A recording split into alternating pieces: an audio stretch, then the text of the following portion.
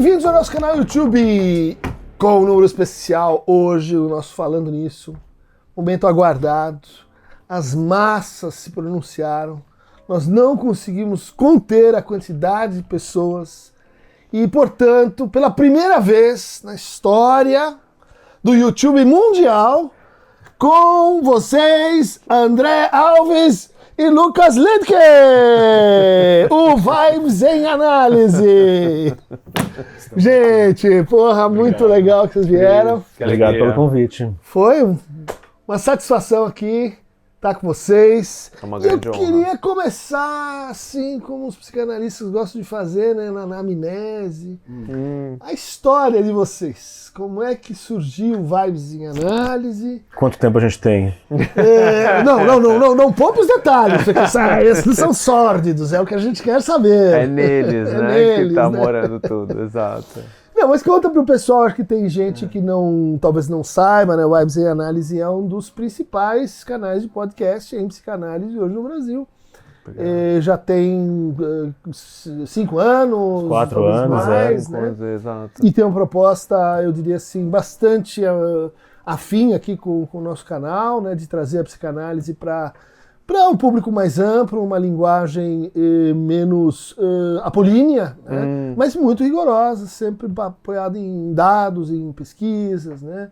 Em análise de conceito. Mas agora eu quero saber a história.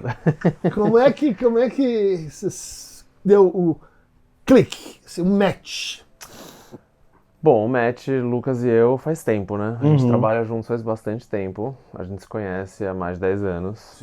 Fazendo trabalhos de pesquisa. Isso. A gente Pesquisa. tem um instituto de estudos culturais e comportamentais. E aí vai para várias linhas, assim, vários caminhos. Mas bem materialismo cultural, Raymond Williams, essa galera mais dos estudos da cultura, um pouco de sociopsicologia. Cultural Studies, Exato. e análises qualitativas também. Exato. A gente vem desse lugar, né? Aham. E aí o Lucas começou a fazer formação, já faz muitos anos, e aí Sim. eu entrei na onda dele, como eu sempre entro. Entendi, vai levando, assim. vai tem seduzindo. uma coisa simbiótica, né, dos dois. E De aí, influência, né? Exato. Boas influências. e aí um dia, e aí eu insisti muito, né, de que a gente podia fazer um negócio para fazer a psicanálise dançar. Né? Dançar. Dançar. Olha que Tem, a nossa interessante. vinheta é um techno, né? É uma Sim, que é um pouco sim, do que a gente sim. mais gosta, assim, mas também para fazer dançar e trazer alguns assuntos tensos, né? E assuntos densos. A gente tem muito. Quer dizer, o Vibes tem essa ressonância com a música eletrônica, trance, Exato. vocês saíam para dançar, Isso. era um lance, assim. É um lance. Tá. Verdade, tem isso mesmo. A música do Tempo Infinito, lá do Thales Absaber, né? Meio Tá, essa. tá. A gente gosta desse universo, dessa linguagem, né? Sem. Eu faço uma piada sempre que psicanalista adora fazer Instagram com tons pastéis, né? Não, a gente é RGB, são cores saturadas, é assim, vamos no que é meio nosso perfil, né? Gostar de falar de assuntos muito espinhosos. Tá. Intensamente. Intensamente. E aí essa ideia de vibe, assim, vem muito de um conflito, assim, do que a gente tem de tensões na cultura, no comportamento, coisas que estão acontecendo e que geram um tipo de conflito, obviamente gera algum tipo de sofrimento, Claro. e muitas questões, né, e poucas respostas, ou respostas fáceis que a gente vê por aí, mas que a gente vai questionar elas. Então, tem uma analogia um pouco com o conflito psíquico, assim, né, de você ter forças ali que estão precisando ser escutadas, né, ser endereçadas de alguma forma e criticadas. Então a gente vai meio que nisso. E Vibes, nesse sentido, tem uma relação com vibração. Isso. Tá? Reverberação. Onda. Reverberação. Exato. Tá. E aquele sentimento que às vezes você não sabe nomear muito bem, a pessoa, né, você se identifica, que é muito aquele comentário, sempre pensei nisso, né, que é interessante, assim, porque a pessoa está elaborando, mas quando a gente consegue ir lá e jogar algumas teorias e hipóteses e concordar e discordar, o negócio vai ganhando vida, assim, né, vai ganhando Meio uma força. aquela coisa do Bion, sabe? De nomear o indizível, e aí tem um exercício assim, então quando a gente captura, por isso que os títulos são uma coisa pra gente sempre meio mítica até, e mística também, mas que a gente... Vocês pensam muito no thumbnail, assim, então, no o tema é título. solidão gay. Tá. Ou o tema é mães suficientemente narcisistas. Né? Então, que é fazer um pouco dessa dança também com significantes, mas também preencher com novos sentidos e possibilitar, né, função do analista, né, de expandir a moral, assim, a gente conseguir abrir alguns desses significantes que às vezes ficam muito saturados, né, e defendidos. E desde o começo foi assim, porque o primeiro episódio a gente quis falar sobre trabalho, porque como pesquisadores a gente lia essas matérias, olho da pandemia, a gente lendo milhões de relatórios dessas consultorias e mesmo... Quer dizer, o canal começou dentro da pandemia. Dentro da pandemia. Foi. Dentro da pandemia. Aí a gente fez esse estudo sobre o trabalho, que chama Sentidos do Trabalho, e a gente publicou uma coisa autoral, assim, né, por conta própria, e teve uma repercussão interessante. Vamos fazer um podcast sobre isso. O primeiro episódio foi sobre esse assunto, assim, e aí estressando alguns pontos, né, então, o home office, não, mas peraí, gente, home office não está sendo tão saudável e lindo, assim, como essa embalagem que a gente vê muito... Todo mundo falando, que maravilha, o home office e tal. E o futuro do trabalho, e vai ser incrível. E a gente assim, não, mas lá na clínica, não é isso que a gente está ouvindo. Lá na clínica o que a gente está ouvindo é as pessoas 16 horas em frente a um computador e que assim, ninguém aguenta mais. E mãe cuidando da criança enquanto tem que fazer milhões de reuniões e o trabalho do... Então assim, não, vamos falar sobre onde está doendo. E a gente estava super impactado na época pelo neoliberalismo como gestão do sofrimento. Oh, yes, yes! Ele mesmo. A base de Citou! Tá certo, não, esse tá zoado, pô. É esse aqui, o verdadeiro. Nossa, esse assim... Esse a gente já fez vídeo sobre ele, já fez... E aí a gente resolveu falar sobre isso e vamos fazer o primeiro episódio sobre isso. Sentidos do trabalho, que assim, não é home office, é hell office. Como que pra Essa coisa do léxico, vocês a gente gosta. Pensam toda vez, tem um deslocamento, assim. Da nomeação, né? Cansaço compulsivo. A gente está identificado com o cansaço como significante, não só... A gente está se protegendo atrás do burnout como marcador identitário, não só... Bom, aí vamos fazer sobre isso. E aí pegou o gosto, né? E, de fato, tem várias voltas que vocês dão para a psicanálise como um trabalho, que não é tão comum, assim, né? Você tem muitos cursos da psicanálise como observatório da cultura, como clínica, como teoria, né? Mas essa ideia de que tem um trabalho, né? Tem um trabalho ali, o psicanalista tem dor nas costas, né?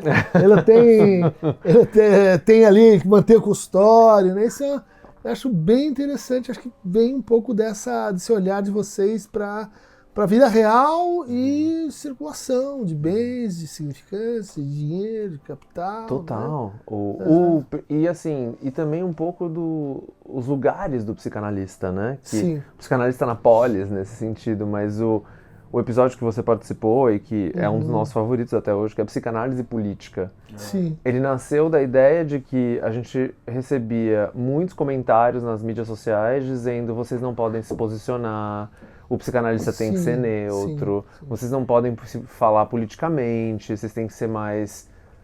E aí, é o que a gente mais gosta, né? Quando vem alguém tentando fazer frila de superego pra cima da gente. Frila de superego? Dá um corte aí, né, irmã?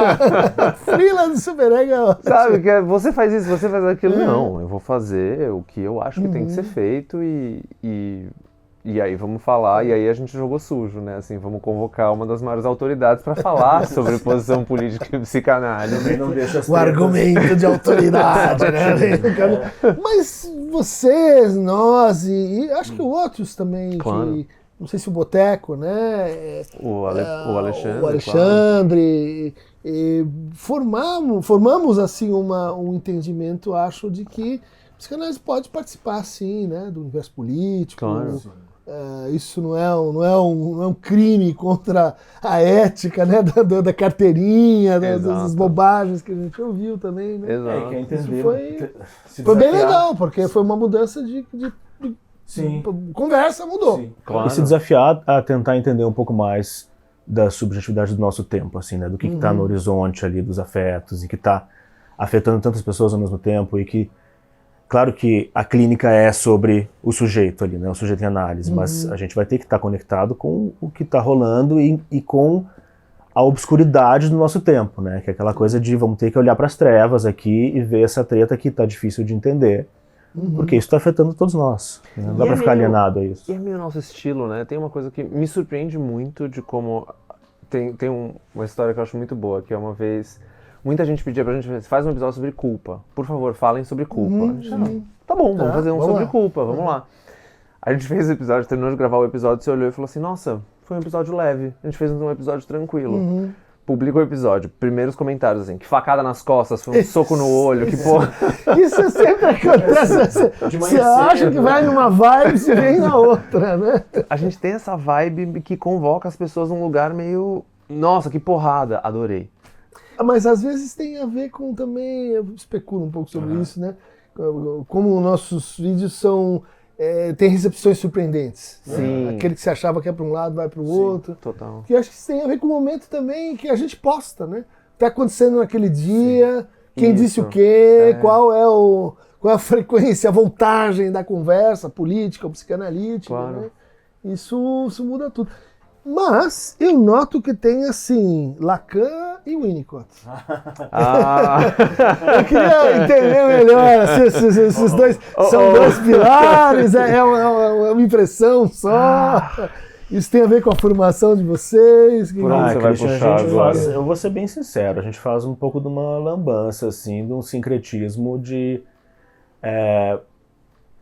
misturar mesmo, assim, né? E de puxar algumas linhas, alguns nomes que nos ajudam a teorizar nas hipóteses que a gente está. Claro, não, acho que pegam todo o campo, né? Mas eu tô... Acaba sendo Lacan e Winnicott são as vozes assim que eu vejo mais. Eu acho que o Lacan é um negócio assim que... Eu puxo um pouco mais. O Lucas é muito, né? Eu te vejo cada vez mais até.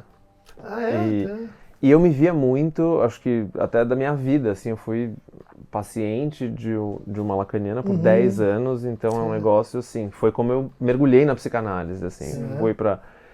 Agora, tem uma virada curiosa, acho que mais no meu percurso, que é um dia me apaixonar completamente pela psicanálise inglesa, assim, e aí... foi um suddenly. Foi um E aí... Abriu, brincar a realidade. Exato. E aquilo... E principalmente legal, na clínica, cara. assim, acho que... Hoje o Bion faz um eco dentro de mim muito grande. Eu vi você citar o Winnicott, o Bion aqui na primeira cartada.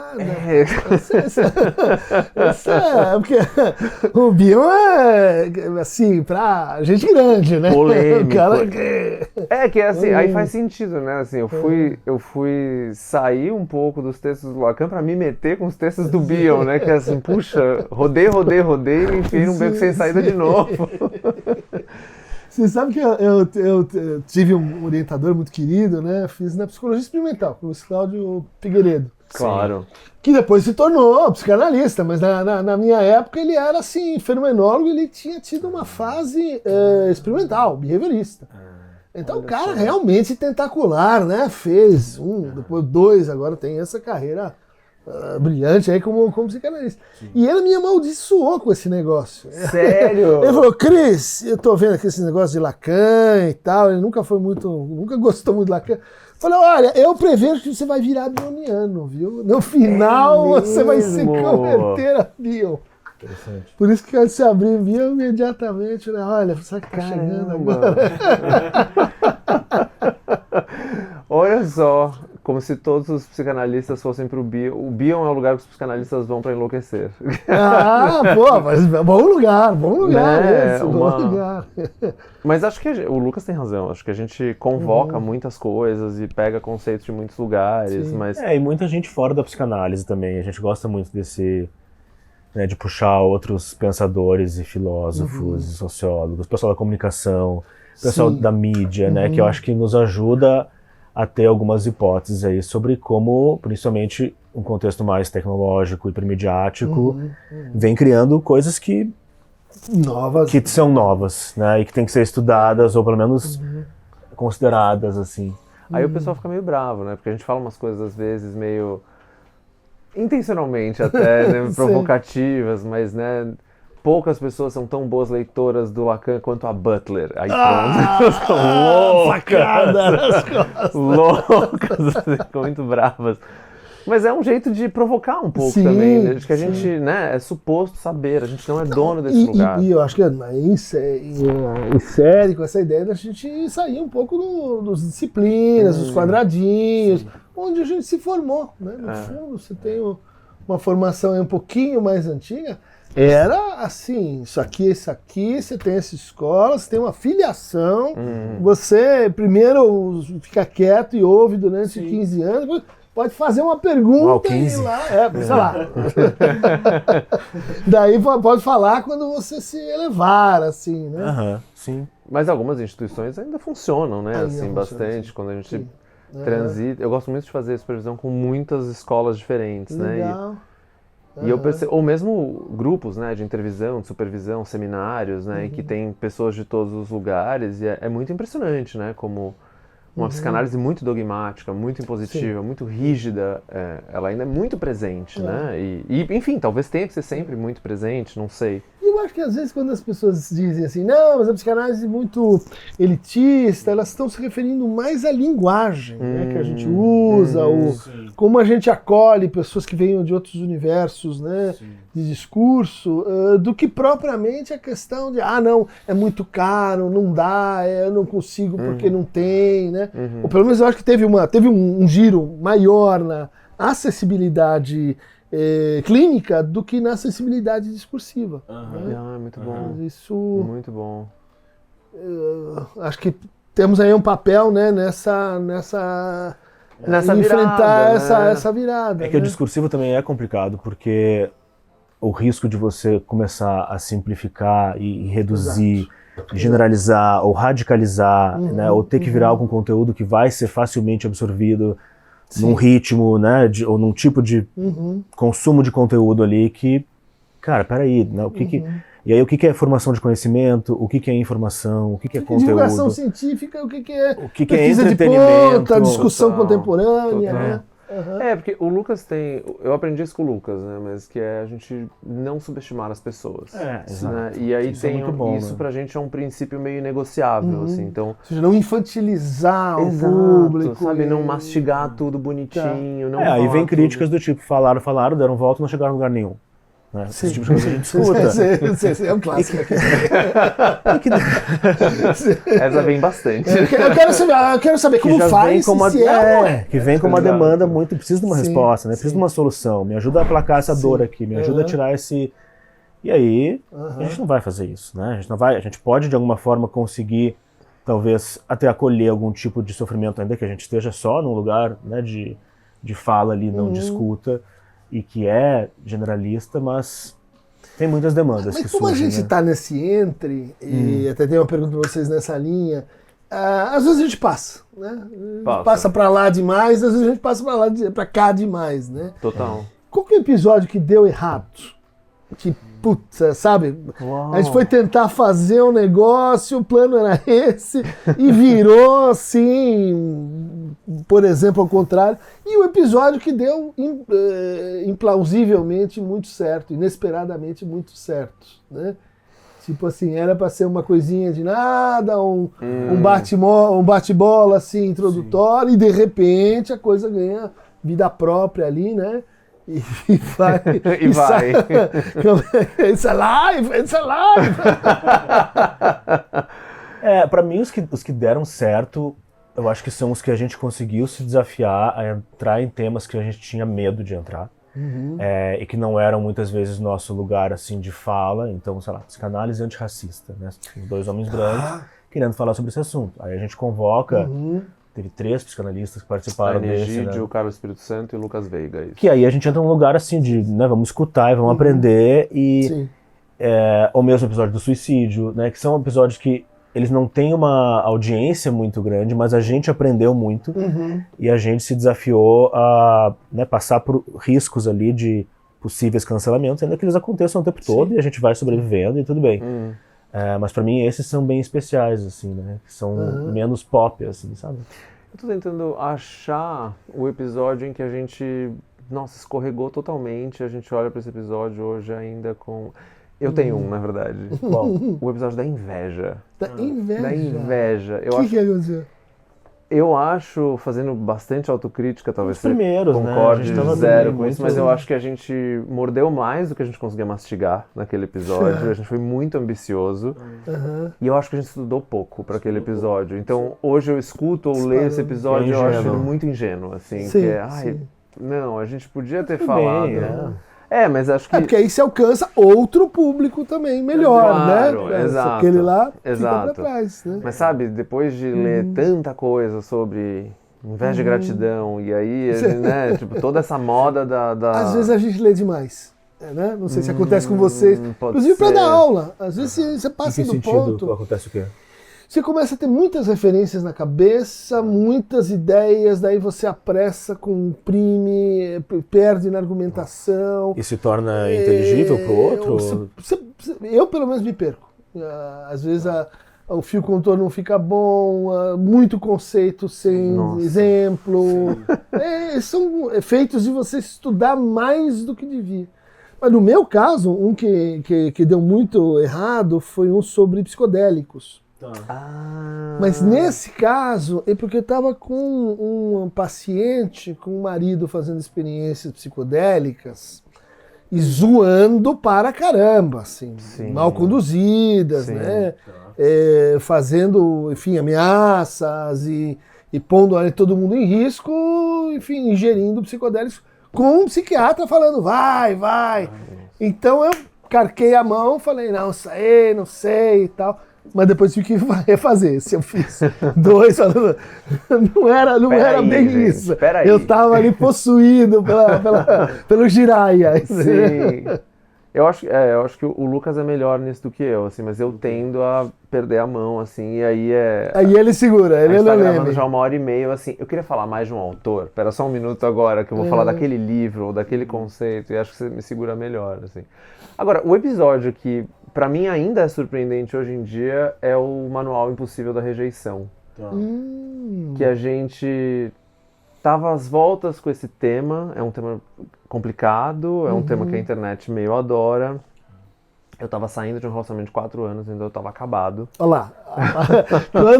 Quando a vida pessoal tá Não, em órbita com Platão e Foi Plutão bem e isso, foi Júpiter. bem isso, aquele alinhamento astral. Uhum. A gente tava muito afiado nesse dia. Sim. Eu parei a gravação pra chorar algumas vezes, porque eu tava Putz. muito mobilizado pelo assunto. Uhum. É o nosso episódio mais ouvido até hoje. É um episódio que Tá, Pegou, você já tinha tudo assim. pra dar errado, mas aí veio E deu o coração, muito né? certo. Mas é que sai um pouco disso que você falou, né? De ficar no conceito, a teoria, o conceito e cadê o sujeito que tá aí também falando sobre isso? E que não dá pra ficar abstinência absoluta, né? E Você ele vai se colocar aparece de melhor alguma na forma. vacilação, né? no intervalo, né? Assim, segurou menos e aí saiu alguma coisa muito interessante. E os cancelamentos, haters? Porque aqui, cara, é toda semana. Eu vejo que vocês vão ali no flow, vocês estão... O que vocês fazem? Conta aí a receita. O oposto do amor não é o ódio. né? Não diga. Só que você tem uma ideia agora. Eu nunca tinha pensado. Então, às vezes é só saiu pelo... Assim, a gente não tem muito... Também não sei se eu escuto muito, assim, né? Eu não me... A receita é essa, né? Ele fica Não mais... leio muito. Eu tô lá na trincheira lendo O comentário. André gosta mais de entrar e... Assim, quando tem muita crítica e acho que esse é um desafio, né, de hoje em dia, de a gente conseguir fazer crítica sem ofender, escutar críticas sem se ofender e conseguir né, desenvolver pensamento crítico e falar opinião e pensar junto, só que assim... Transformar, né, também.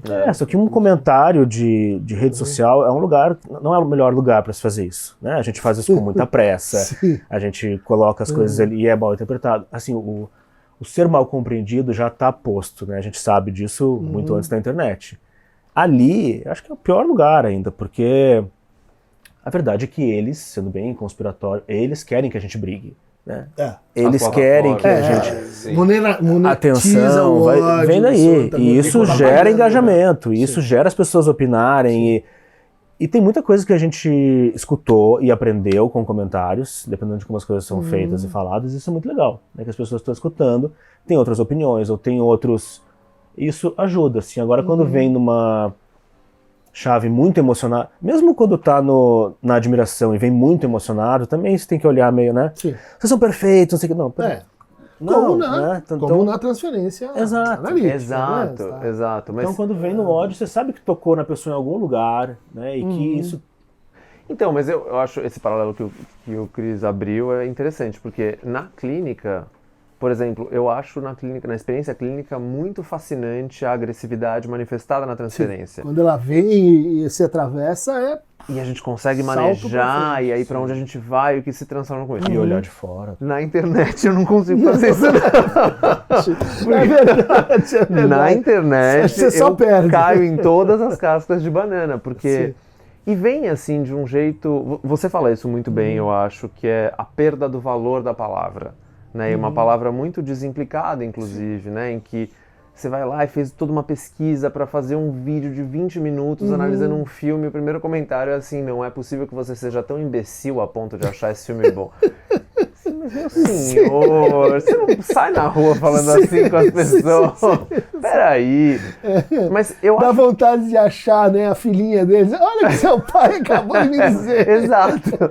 Olha, todos os seus uma vara familiares de sabem que descarga, você é assim, assim. né? Então, Mas tem uma... do efeito da dismissão online, né? Aquela história de um certo anonimato, de uma impulsividade, e que você sabe que não vai... Mas eu acho que onde a gente mais cai, eu acho muito curioso, eu estou muito interessado nesse assunto, a fim de escrever sobre esse assunto, pensando bastante sobre esse assunto, que é a gente é bastante atacado mesmo quando a gente fala sobre assuntos LGBT. Ah, sim. Olha que interessante. Quando né? a gente vai Sim. para... Eu já ouvi assim, e desde... Claro, vomitaço e pessoas criticando, por exemplo, quando ele escreveu o texto sobre o pacto narcísico da gay branca, ou mesmo alguns assuntos que a gente abordou no Solidão Gay, ou as nossas falas, e aí essa coisa, o Pedro Ambra fala isso, né, de que a gente está nesse momento quase moral vitoriana, em que o nosso desejo tem que corresponder totalmente à nossa postura política, e se a gente não faz isso, a gente é acusado em praça pública de ser hipócritas. Ou dizem que a gente tem um corpo padrão, então a gente não pode falar sobre esses assuntos. Né? Há uma legislação sobre o nosso corpo e a nossa postura política, desde assim, comentários nas mídias sociais, até eu já vi pessoas que a gente admira muito, dizendo... esse conteúdo é uma bosta, porque falou desse jeito, não pode falar isso.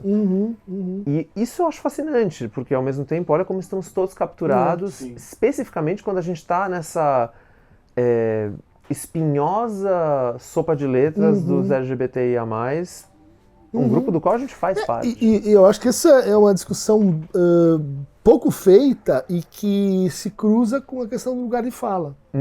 A gente debate bastante lugar de fala e tal, e invariavelmente aparece essa separação entre lugar de fala e representatividade. Isso. Né? Eu acho que o que acontece com vocês é que vocês geram efeitos de representatividade. Não é com o lugar de fala. É que vocês começam a representar a comunidade, ainda que não se proponham a isso. Exato, ainda que aqui nós exato. estamos falando de psicanálise, pesquisa. Psicanalista gay, a instituição psicanalista gay. Isso, não, atores, né, políticos no campo, que falam pelo... Bom, o que LGBTQIA+, tem a dizer sobre isso? Vamos consultar os dois. Não! Aí vem os outros que estão querendo, né, mais representatividade, e eu acho que isso fulmina mesmo. Pega. E aí É um jogo de vaidades também, né? Tem muita coisa em jogo, assim. De egos alterados.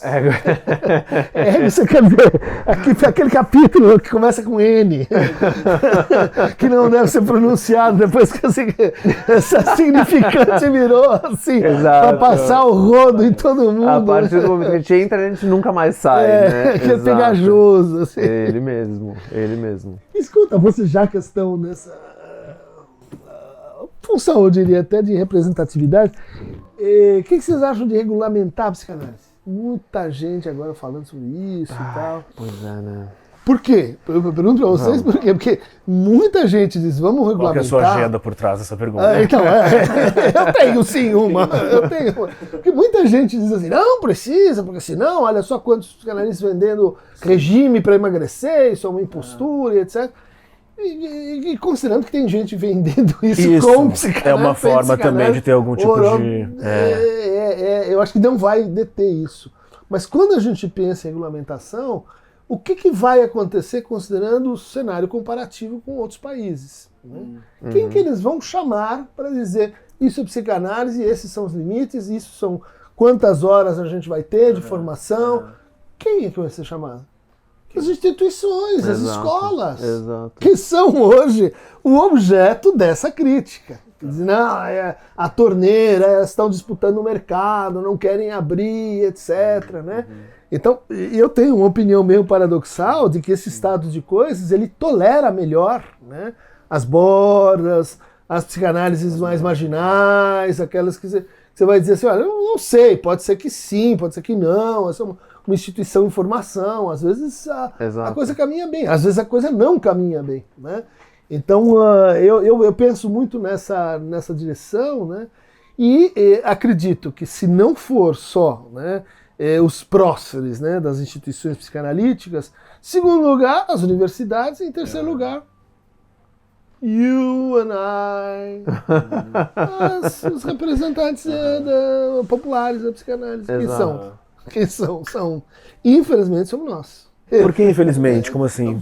Porque não era, pelo menos não era meu propósito, eu acho que também não era de vocês. Sim. A gente começou aqui com uma brincadeira para falar, enfim, coisas opinativas, ou seja, não propriamente científicas e tal. Mas quando você tem 450 mil seguidores, o que você fala tem efeitos normativos. Claro, né? claro. E daí, inclusive, você acho que começa a participar voluntário ou involuntariamente da política do campo. Com certeza. Se você é famoso, se você é Sim. contra, Sim. não é mais opinião de uma pessoa, né? Ou de um pequeno grupo. Principalmente né? quando você passa a ser cobrado pela responsabilidade de uma instituição sendo um sujeito ou um indivíduo, né? Assim, sendo bem radical nesse sentido. Isso, exatamente. Né? Uma pessoa. Eu sou uma pessoa, eu não sou uma instituição e eu não posso responder à altura de uma instituição. Que conecta com a tua pergunta anterior, né? Assim, vocês não, mas o Vibes em Análise é uma instituição. Sim. Isso. O Float Vibes é um instituto, né? Assim, Um instituto. E aí acontece alguma coisa, um acontecimento público, como você se posiciona com relação a isso, né? Vocês precisam falar algo sobre isso. Né? Vem essa responsabilidade, assim, com... Sim. Mas eu não vou fugir da pergunta, porque ela é uma pergunta bem cabeluda, né? E eu ando lendo bastante sobre ela também, porque né, é um assunto que está muito fervoroso, né? Principalmente nas instituições, né? Fora, principalmente o lugar onde mais se fala isso é na rede. Total. Total. Sim. Mas eu tenho ouvido muito sobre isso, né, nos seminários, né, e tal. E eu acho muito boa a sua hipótese, porque o que eu ouço muito disso sempre da chave do... entendi, tem um caminho de concentração de poder que está se desenhando aqui. Né? Alguém vai concentrar esse poder, porque tem institutos hoje que são muito bem falados ou muito bem... E que, sei lá, estão dando aulas do tipo Freud e a Bíblia. Né? Tem coisas bem longe, né, do que a gente consideraria uma psicanálise um pouco mais rigorosa, né, lendo os textos. Que, aliás, tem já uma organização, que ela é uma organização reativa, que é a Articulação das Entidades Psicanalíticas. 69, você lista lá, aquelas não fazem isso. O que vai acontecer com essa que é Freud e a Bíblia? A hora que se regulamenta. Exato. Fora. Exato. E ao mesmo tempo, aí a gente não pode nunca esquecer, assim, sendo, não que a gente vá apostar demais na identidade, mas sendo LGBTs, acho que isso é algo que a gente sempre está lembrando, né? Que é muito fácil o corte acontecer e muita gente ser empurrada para a margem. Né? Não sei se os grandes grupos de educação do país que vendem a toque de caixa uma quantidade enorme, que, claro, tem seu papel social, mas ao mesmo tempo... acho muito difícil que Paul Preciado, Judith Butler, Lee Edelman, todos os nossos teóricos que ajudam a psicanálise a andar vão ser ensinados nessas instituições. Como a gente garante que isso vai acontecer? Pois é. Né? Num país que a gente sabe é tão ruim de memória, num país em que, como LGBTs, a gente não está nem no censo demográfico. Então, o último país, eu li uma pesquisa sobre isso, eu fiquei espantado. O último país a abandonar a associação entre perversão e homossexualidade. Exato. Fazendo comparação lá, Exato. Aparece nos artigos e tal, não ficou em último lugar. Né? Nessa hora, cabemos em pé, né? Que é bom, peraí. peraí. Então, quem vai organizar isso, né? Acho que o teu ponto é excelente nesse sentido, Cris, que é quem vai liderar essa conversa e como que a gente vai fazer com que essa conversa seja polifônica o suficiente. E que inclua mais e melhor, né? Isso. Em vez de Uma concentração. A hora que você diz tem que ter 50 horas, 500 horas de estágio, aquele que não pode fazer está fora. Exato. A hora que vocês dizem tem um certificado aqui para você, escola de psicanálise, o preço da sua anuidade pode subir Perfeito. muito mais. Você está vendendo um certificado. E assim, como é que a gente vai garantir que não vai ser uma réplica feita às pressas do modelo estadunidense, né? Que é extremamente excludente, as pessoas não sabem disso, né? Exato. Que é você se tornar psicoterapeuta nos Estados Unidos, em alguns estados mais, outros menos, é uma encrenca. É uma encrenca. São testes, é prova, você tem que fazer um mestrado. Só clínica com PhD. Pois é. Como assim? Né? Como é que vai? Como é que eu vou enfrentar essa crise de saúde mental desse jeito? Exato, 25% da população brasileira adoecida, né? Que está registrado, a gente sabe, né? E aí... Mas é difícil, né? Porque aí vem o pessoal lá da bobagem falar que... Aí é complicado. E ao mesmo tempo as pessoas estão aí fazendo terapia, ou pelo menos buscando aconselhamento com inteligência artificial, né? E buscando de uma forma assim cada vez mais intensa no Brasil, e em uma certa medida dando algum tipo de acesso, alguma coisa para muita gente, mas que é meio essa metáfora do levar um pouco de água para o deserto, né? Pode até salvar uma vida ou outra em algum sentido, mas está muito longe de ser o que talvez as pessoas mereçam, assim, né, em termos de um cuidado terapêutico e tudo mais, mas tá rolando. Tem uma coisa que me perturba muito, porque inteligência artificial é um dos assuntos daqueles que a gente ama, né, e que a gente acha muito fascinante. Sim. Tem um estudo desse ano, 10% dos brasileiros usando inteligência artificial, ferramentas, né? Bastante, hein? 10% para se sentirem menos sozinhos. Menos sozinhos, Então, uso terapêutico de um negócio, né? Que a gente não sabe quem Relacional, desenhou, né? quais são, como funciona, enfim. Sim.